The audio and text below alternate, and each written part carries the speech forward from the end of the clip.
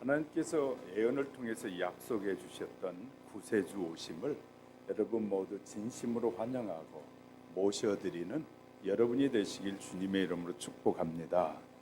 북한은 4월 10일이 김일성 생일을 그들은 태양절이라고 부르면서 북한 사람 전체가 축제일로 지키고 있습니다. 우리나라에 사람의 생일을 민족적으로 지키는 이는 한 사람도 없습니다. 다만 나라의 생일을 10월 3일 개천절이라고 해서 온 나라가 지키고 있는 사실입니다. 미국도 7월 4일을 독립기념일이라고 해서 지키기도 합니다. 전 세계인이 다 같이 하루를 지키는 날은 아직 없습니다. 그러나 마지막 때에는 예수님의 생일을 온 세계가 다 지키게 될 것이라고 스가랴를 통해서 오늘 예언해 주고 있는 기록입니다. 온 세계인이 다 예루살렘에 올라와서 초막절을 지키게 될 것이다 라고 예언하고 있기 때문입니다. 만일 초막절을 지키려 예루살렘에 올라오지 않는 민족은 이 지구에서 살지 못할 것이다 라고 예언을 하고 있기 때문입니다. 예수님의 생일은 12월 25일이 아닌 것은 대부분의 사람들이 알고 있습니다. 이날이 예수님의 생일이 된 이유를 브리테니커 사전은 충분히 설명해 주고 있습니다.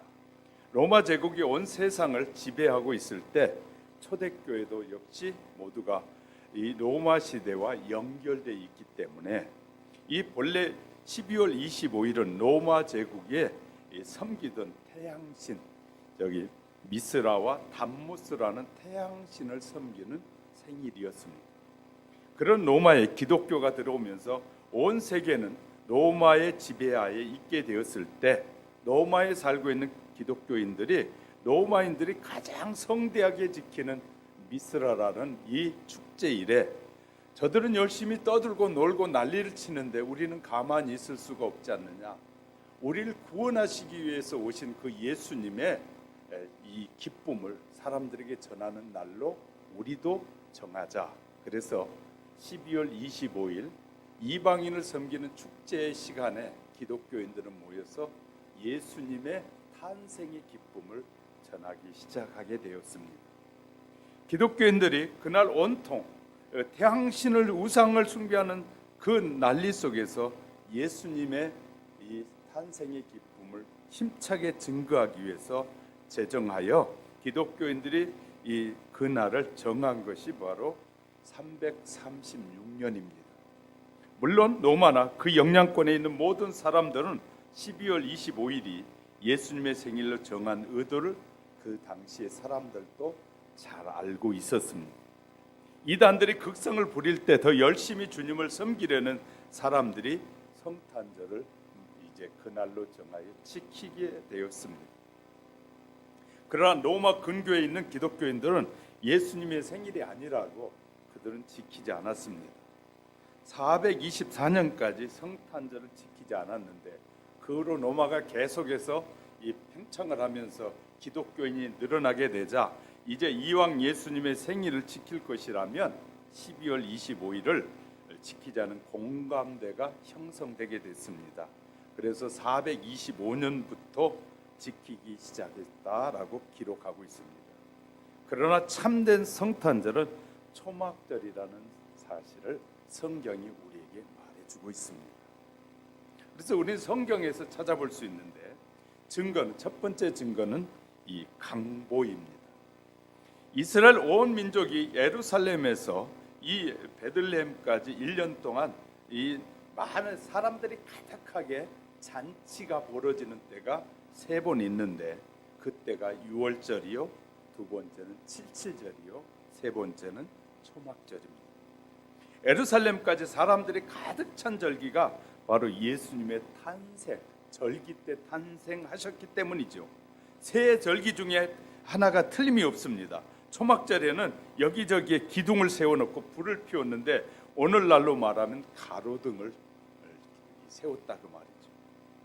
다른 절기에는 가로등을 세우라는 말이 없는데 이 초막절 절기에는 이 가로등을 세우라고 이 수가서에 보면 가로등을 세우라고 되어 있어요. 가로등에는 기름을 붓고 심지를 사용해서 썼는데 그 심지가 강보였습니다. 그럼 강보가 무엇이냐? 강보는 제사장들이 입던 옷인데 그 제사장의 옷이 낡아서 오래돼 가지고 더 입을 수 없을 때 그것을 벗어놨는데 버리지 않고 놔뒀다가 이 초막절 때 그 옷을 조금씩 찢어 가지고 이렇게 이 기름에다 해서 심지가 되기 위해서 불을 킨 것이었습니다. 그래서 이 예수님이 오신 날이 이 초막절이었을 것이다가 첫 번째 증거 중에 하나인데 강보를 통해서 알 수 있다. 왜? 이 초막절 때만 제사장 옷을 잘라서 그 불을 켜는 것으로 사용한 강보가 있었기 때문이다. 두 번째 증거는 양치기들입니다. 베들레헴은 예루살렘에 가까이 한 10여 킬로밖에 안 되는 가까운 거리입니다. 그렇기 때문에 이 베들레헴 주위에는 언덕이 많아서 양을 많이 치고 있었는데 그래서 키워진 양이 예루살렘의 성전에 제물로 많이 쓰게 되었습니다. 그런데 이스라엘도 12월은 겨울이라 밖에서 양을 기를 수가 없습니다. 이스라엘의 초막절은 9월이기 때문에 12월이 아닌 것이 분명합니다. 세 번째 증거는 예수님의 탄생을 계산해낼 수 있다는 것입니다. 성경은 예수님의 생일에 대해서 무엇이라고 말하고 있을까요? 예수님의 탄생을 계산해낼 수 있을까요?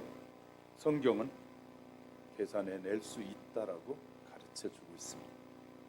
유대인 학자들은 이 질문에 대해서 분명히 이렇게 말합니다. 성경에서 예수님의 재림도 알 수 있다. 그리고 예수님의 초림도 알 수 있다.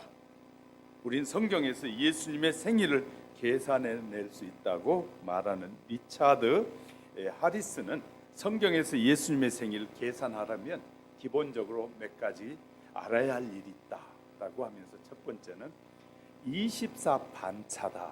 24반차. 구약의 성막과 성전에서는 모두 24반차로 직무를 맡겨주었는데 성전문을 지키는 것도 24반차로, 나팔을 부는 것도 24반차로, 모든 일이 24반차로 따라가고 있습니다. 역대상 23장 1절부터 32절에 보면 24반차를 자세히 설명해 주고 있습니다.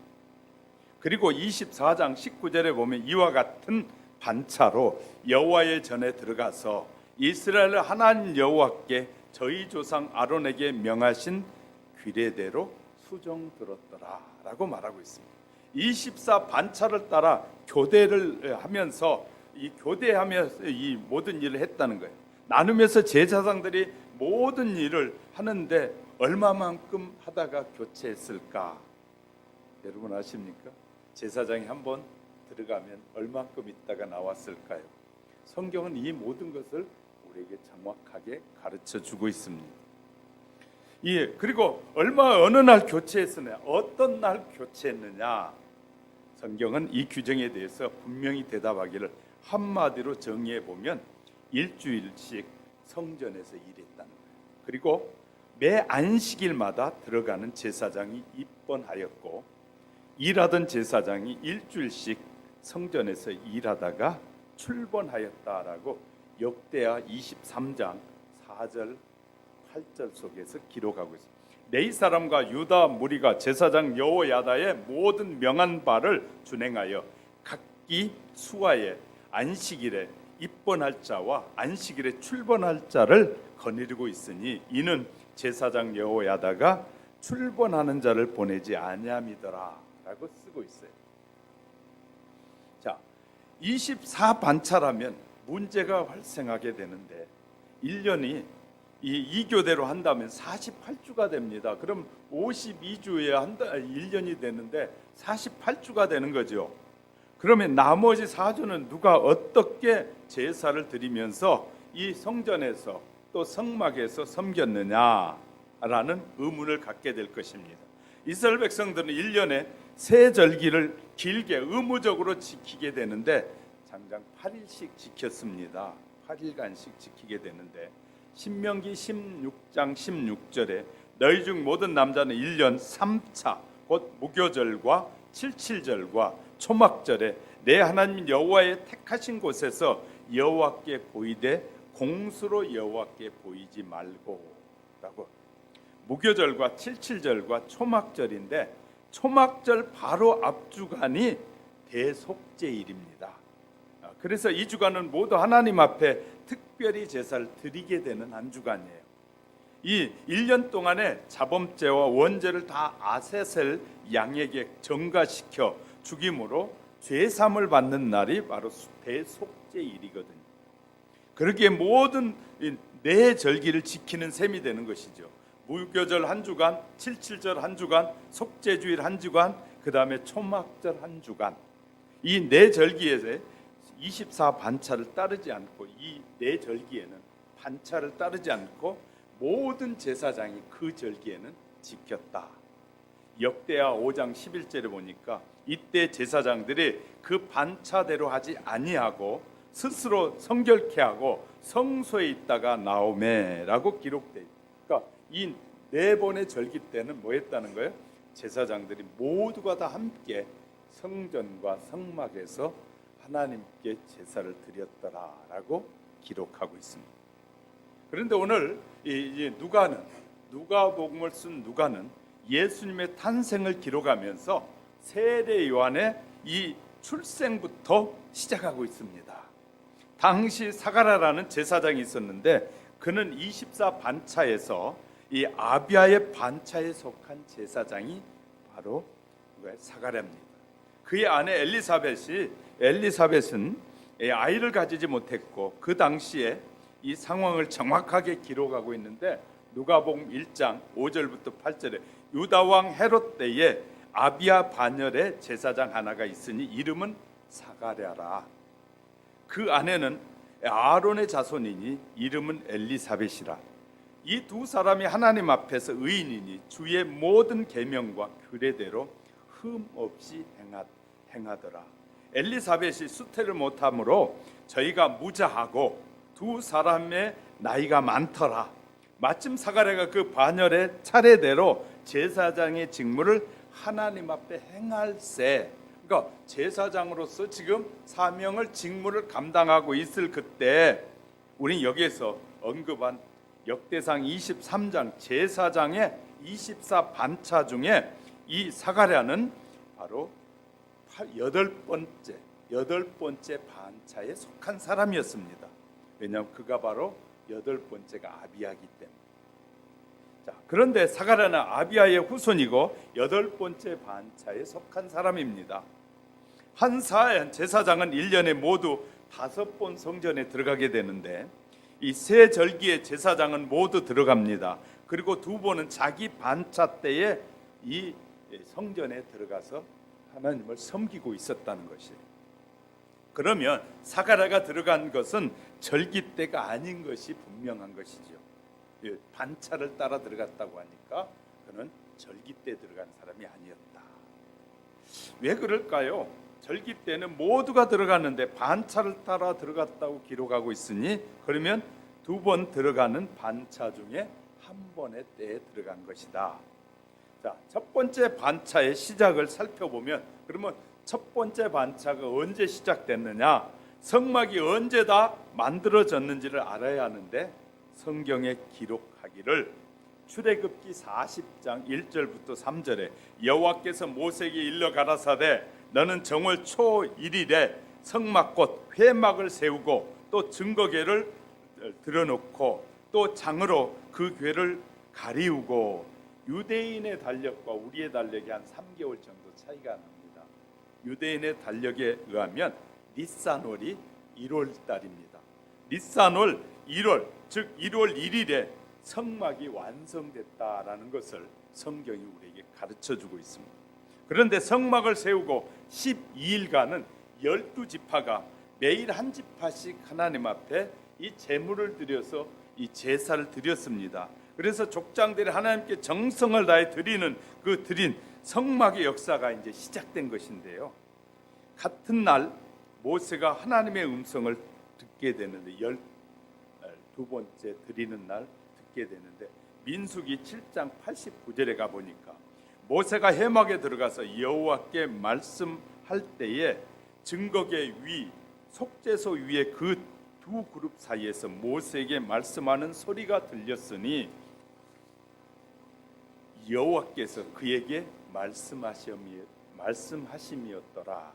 그러므로 니산월 10일 1월 12일에 12지파의 제사가 모두 마치게 되므로 예수님의 탄생일을 성경적으로 추적하여 찾아낼 수 있다는 말입니다.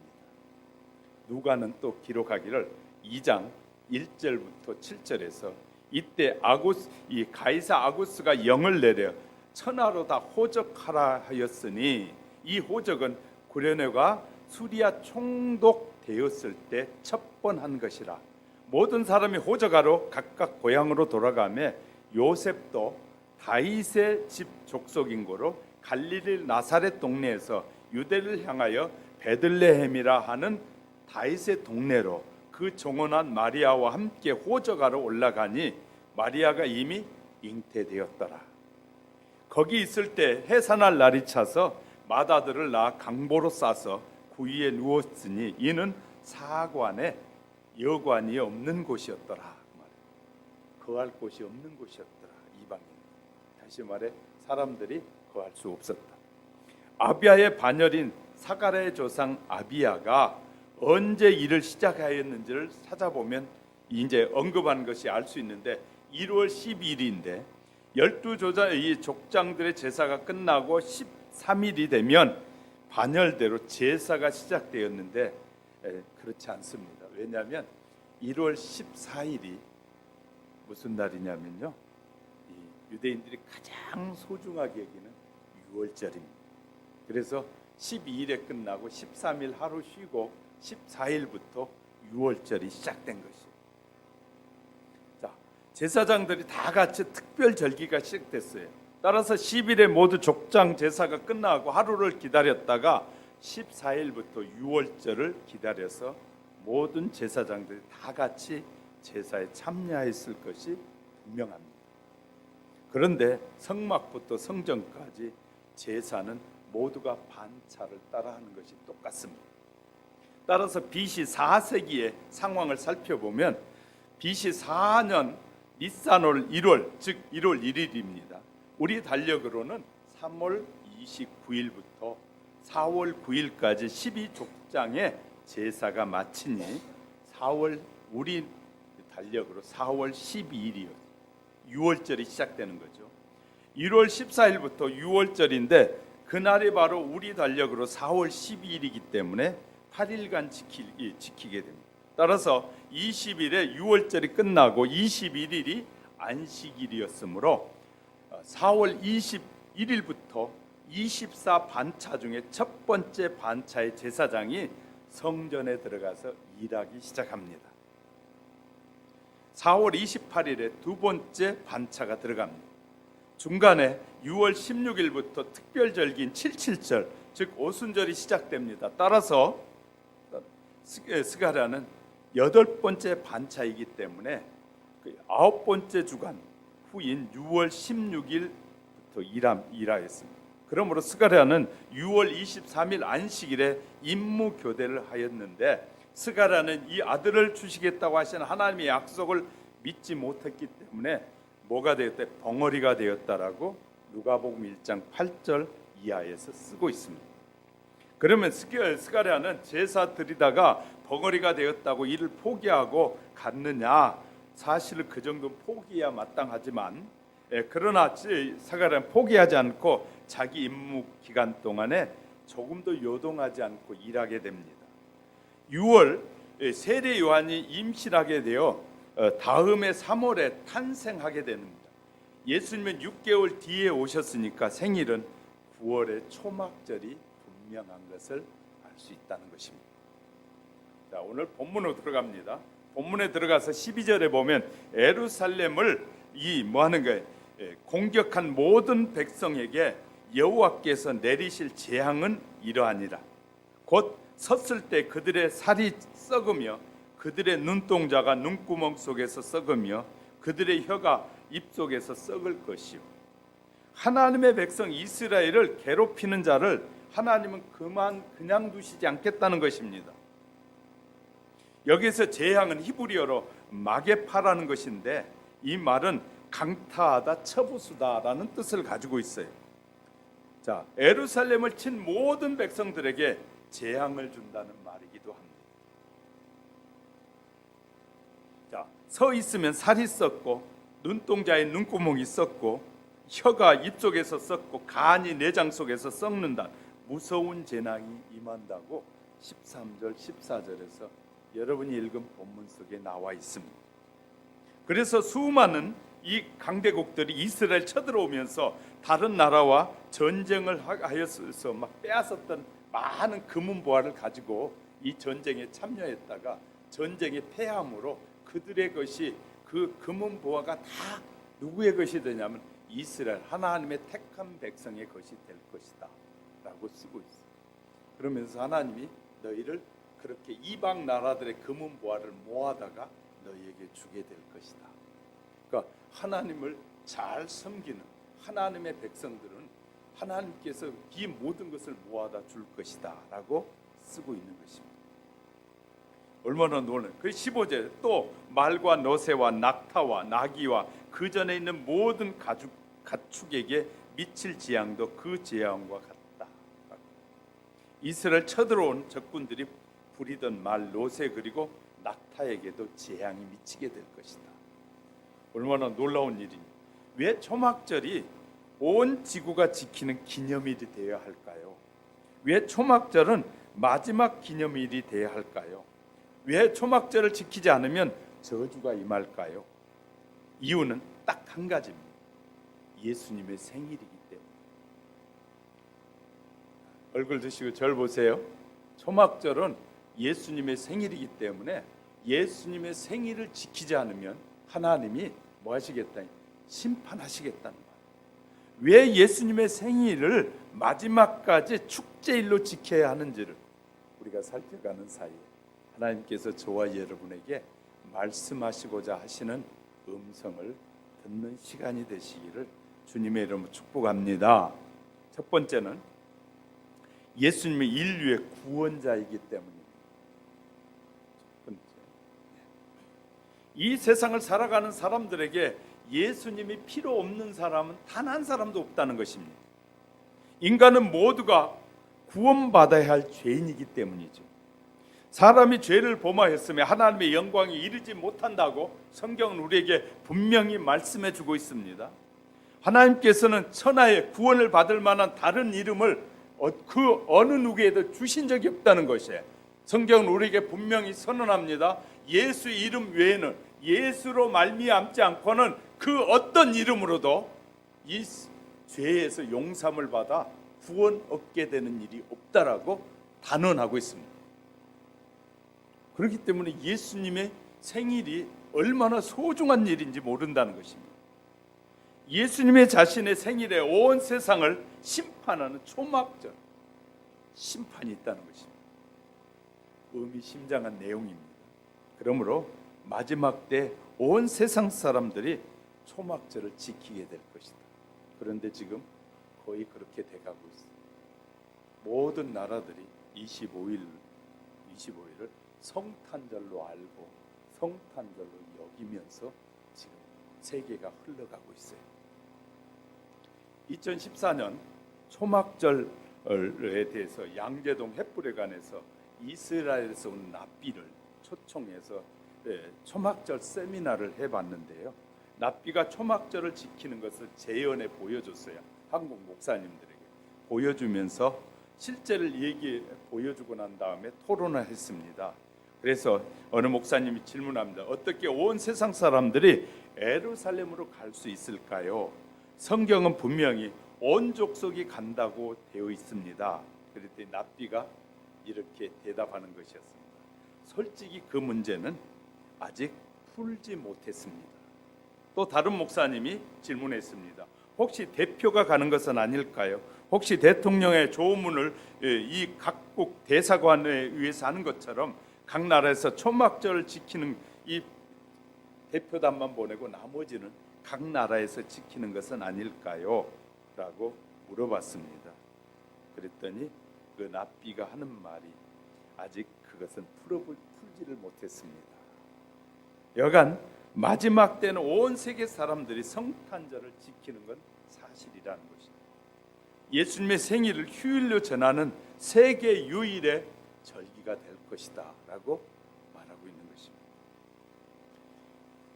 빨갱이 예수쟁이라는 책에 나오는 간증에 보면 북한의 고위층 간부가 이 어느 날 진단해봤더니 간암 진단을 받게 됐습니다. 그리고 의사에 의해서 죽을 날이 3개월 후면 죽는다는 진단이 내려졌습니다. 그 간부는 이 중국에도 이제 가족들이 흩어져 있고 북한에도 흩어져 있는 그런 간부였는데요.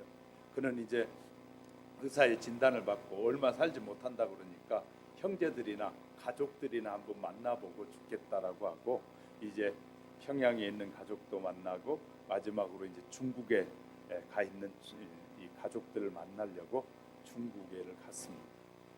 마침 어느 날 가족들이 다 나가고 혼자 있는데 방송을 틀어놨는데 한국에서 하는 기독교 방송이 그 시간에 소리가 들렸습니다.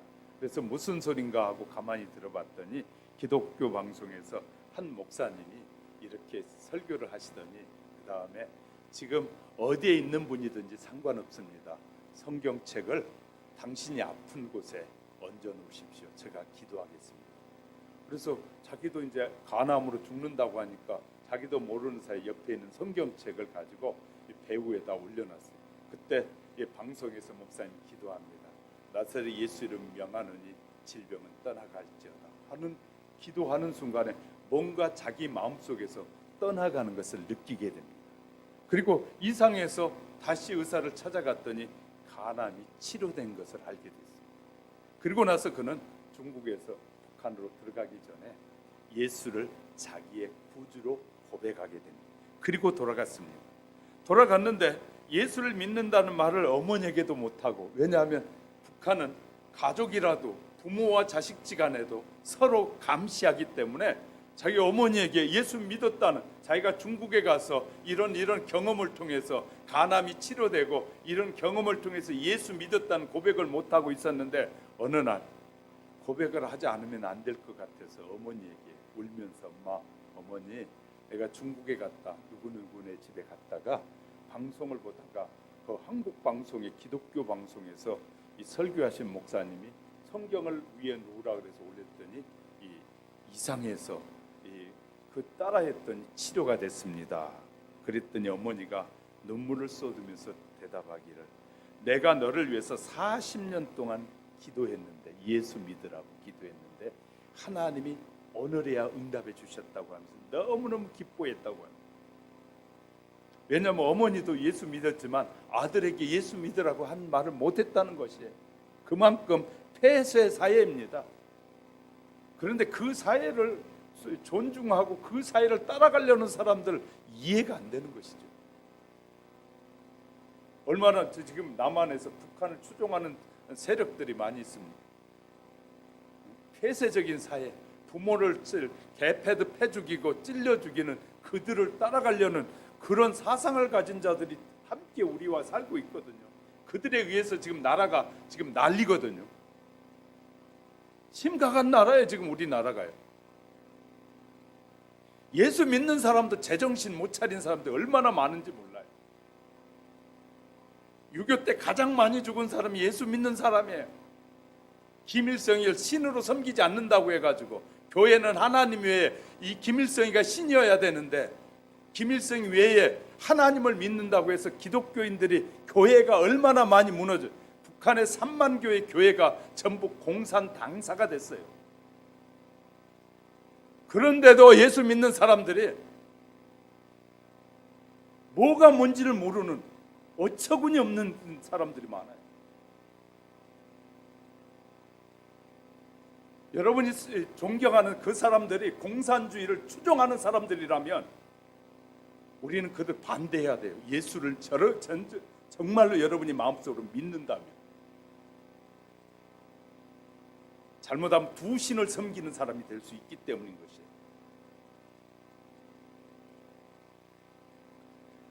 40년 만에 어머니와 회로를 하고 나서요, 어머니와 아들이 북한의 지하교회를 개척해서 예배를 드리고 있다는 말입니다. 라디오 전파를 통해서도 하나님은 치유하시는 하나님, 그의 백성을 구원해 내시는 하나님이십니다. 예수님은 모든 사람들의 구원자가 되신다는 사실을 믿고 의심하지 말고 열심히 그 예수님과 함께 사는 저와 여러분이 되시길 주의 이름으로 축복합니다. 두 번째는 예수님 모든 죄인을 성결케 하신다는 것입니다. 본문에 말씀해 주기를 예수님의 생일에 있을 중요한 사건을 소개하는데 19절부터 21절에 애굽 사람이나 이방 사람이나 이방 나라 사람이나 초막절을 지키러 올라오지 아니하는 자가 받을 벌은 그러하니 그날에 말 방울까지 여호와의 성결이라 기록될 것이라. 여호와의 전에 있는 모든 솥이 제단 앞 주발과 다름 없을 것이니 예루살렘과 유다의 모든 솥이 여호와의 만군의 성물이 될 것인즉, 즉 제사 드리는 자가 와서 이 솥을 가져다가 그것으로 고기를 삶으리라. 그날에는 만군의 여호와의 전에 가나안 사람이 다시 있지 아니하리라. 마지막 때에 예수님의 생일에는 모두가 성결해진다는 말입니다.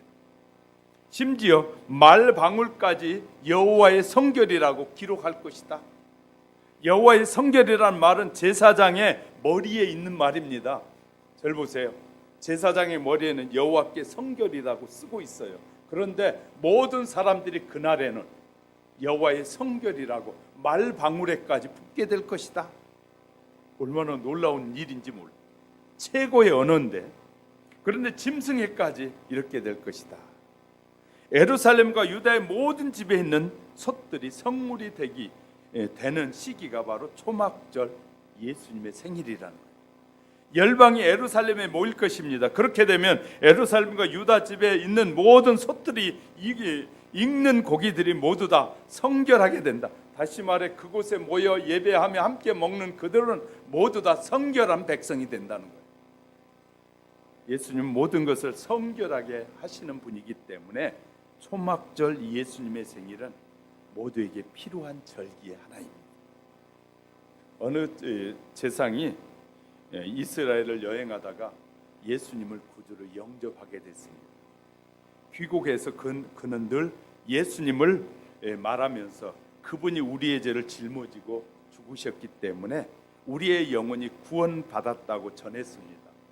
왕이 재상을 불러서 묻기를, 재상, 하나님은 못할 것이 없는 능력이 있는 분이신데 왜 말씀만 하시면 되지 자기 아들 예수를 베들레헴에 보내셔서 이 갈보리에서 죽이시고 그러고 난 후에 인간을 구원하셨는가?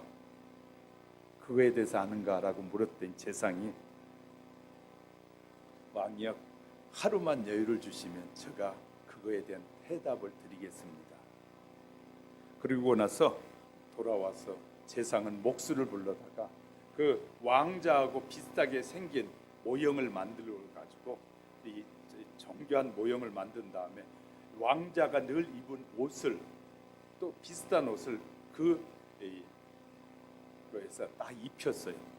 그리고 나서 기다리고 있었더니 그 다음 날 왕이 재상을 부르는데 그 왕궁 안에 있는 이 연못이 있는데 그 연못에 배를 띄워놓고 가끔 왕은 그곳에서 이 재상과 또 다른 사람들과 정사를 나누었던 것 같아요. 그러니까 이 왕이 재상을 부르면서 그 연못가로 오라 하고 부르는 것이었어요. 연못가로 갔더니 역시 왕은 배를 띄우면서 재상에게 타라고 하면서 타면서 얘기해 달라는.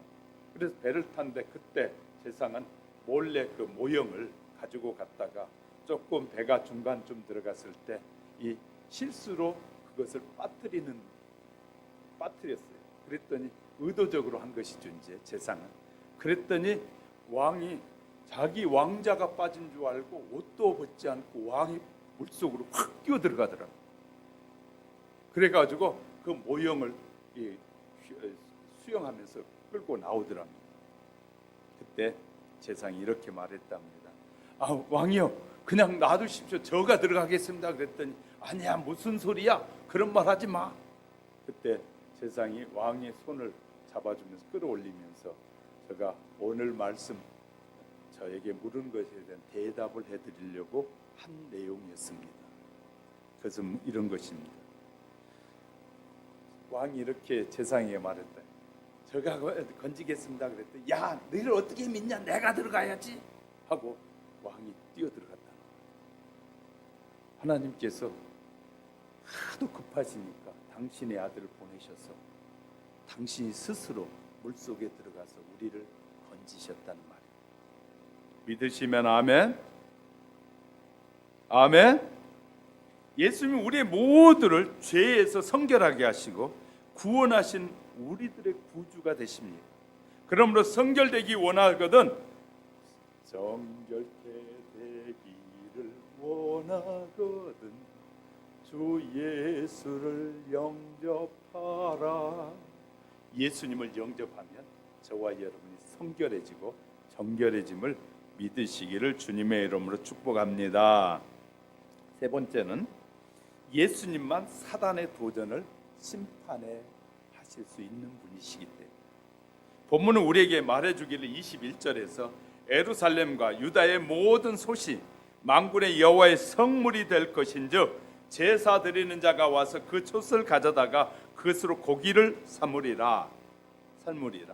그날에는 만군의 여호와 전에 가나안 사람이 다시 있지 아니하더라.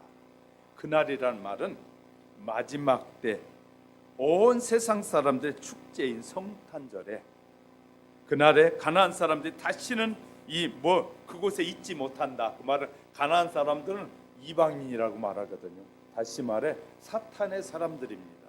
사탄의 휘하에 있는 사람들을 이 유대인들은 가나안 사람이라고 해요.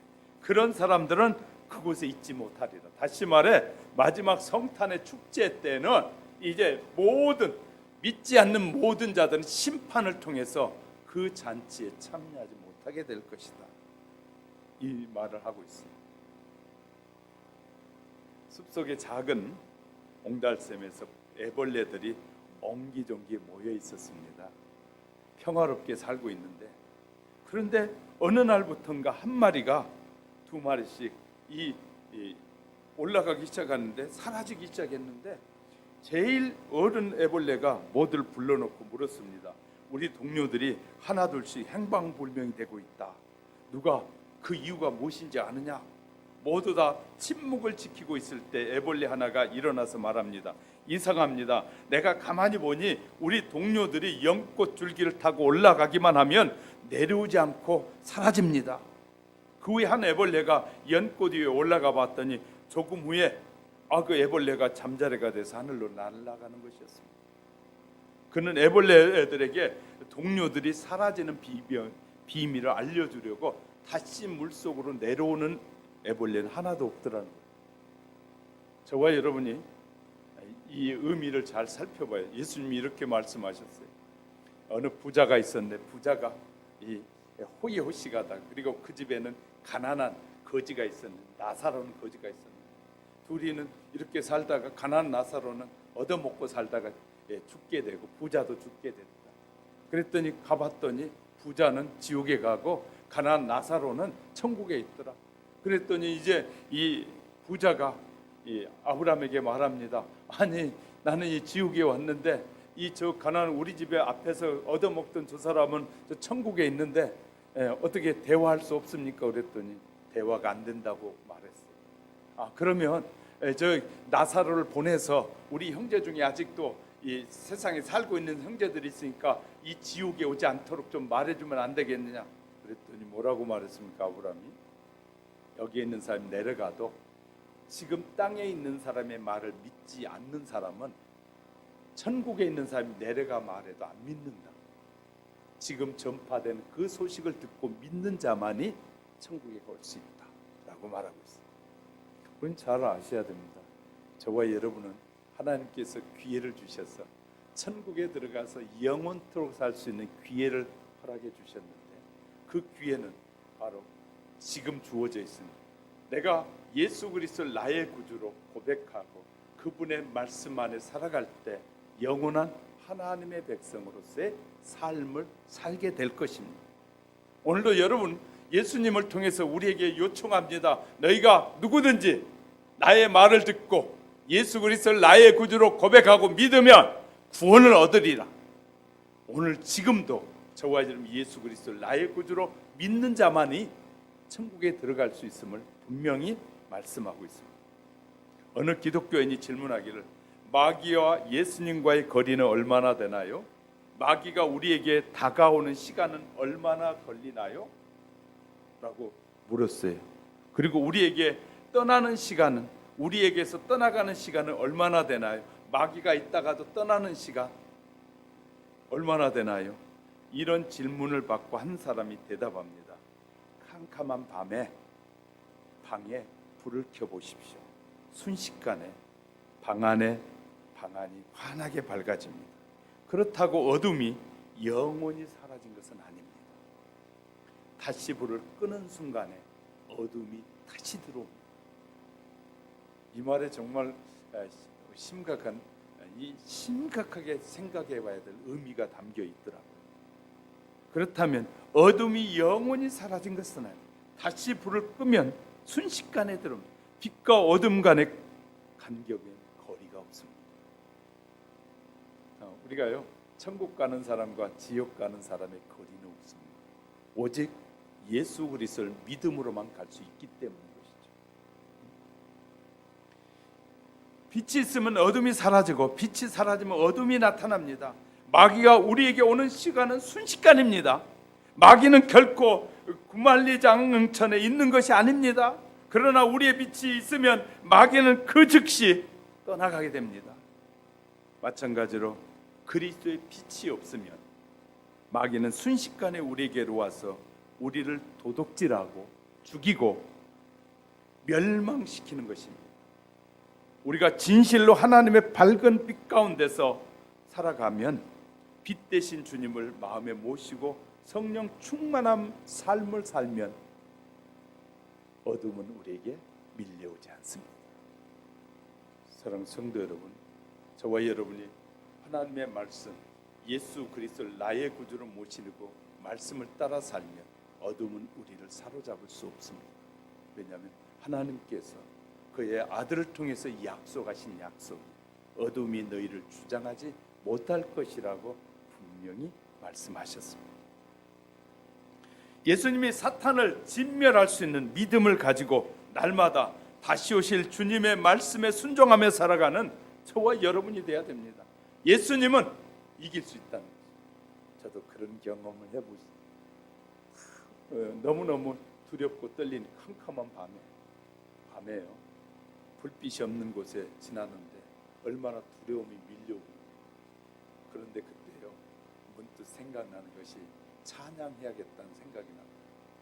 저는 그 캄캄한 어둠 속을 찬양하면서 갔는데 찬양하는 순간에 내 마음에 평안이 밀려오기 시작하는데, 묘지가 옆에 있는데 두려움이 다 사라진다.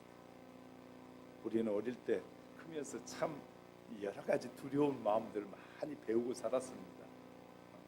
그리고 장난도 많이 쳐서 귀신 장난 얼마나 많이 쳤는지 시골에 있을 때. 그리고 살았고요. 특히 공동묘지 같은 데는 얼마나 두려워서 사람들이 안 가잖아요. 그럴 정도로. 그리고 가끔 들려오는 얘기가 밤에 지나는데 공동묘지에 묘지의 문이 이렇게 갈라지면서 거기가 관이 이렇게 일어서서 열고 나온다. 그런 얘기도 얼마나 많이 들었습니다. 정말 두려웠을 정도 많이 들었거든요. 그런데요, 그 두려움들이 예수님을 찬양하는 순간에 다 사라지고요, 내 마음이 얼마나 평안해지는지 몰라요. 예수 이름의 권세가 얼마나 강한지를 저는 경험 많이 해봤습니다.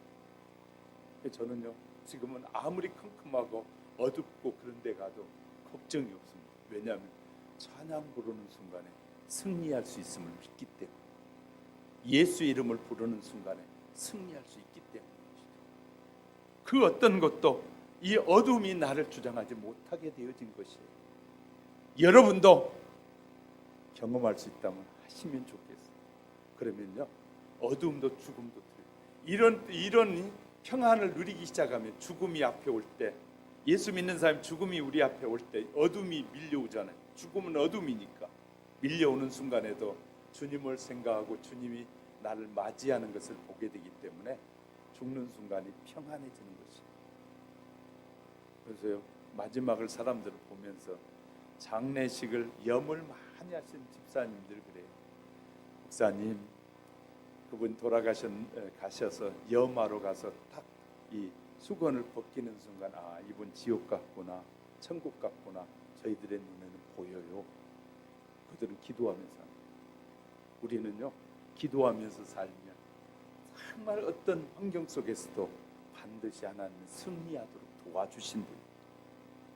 우리는요, 성탄절을 우리의 생일로 착각하고 사는 사람이 얼마나 많은지 몰라요. 그래서 선물 받기 원하고 선물 안 주면 짜증내고, 그런데 우리의 생일이 아니라 예수님의 생일이에요. 예수님의 생일을 이렇게 정하여 우리가 섬기고 있으니까 그날은 예수님을 전하고 예수님이 하신 일을 말하고 예수님의 이름으로 다른 사람에게 선물을 하는 것이 올바른 성탄을 맞이하는 거예요. 할렐루야. 내가 많이 선물을 받았느냐, 그것이 행복이다. 그런 사람은 이 땅에 속한 사람이에요. 하늘에 속한 사람은 예수님이 이 생일을 오셨고 또 이 생일을 통해서 심판하실 그 예수님을 높이고 그 이름을 증거하고 사람들에게 그 예수님을 믿도록 전하는 날이, 가장 전하기 좋은 날이 성탄절이잖아요.